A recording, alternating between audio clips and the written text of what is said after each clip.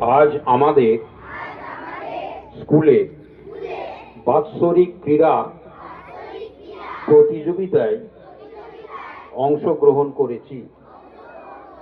প্রতিযোগিতায় অংশগ্রহণই বড় কথা, কে কি স্থান পেলাম সেটা বড় নয়। আমরা শপথ গ্রহণ করছি যে খেলোয়াড় সুলভ মনোভাব নিয়ে আমরা এই প্রতিযোগিতা শেষ করব এবং বিচারকের সিদ্ধান্ত চূড়ান্ত বলিয়া মান্য করিব। জয় শোভা, জয় সোনার ভারতে, জয় শোভা, জয় সোনার বাংলা। এরপরে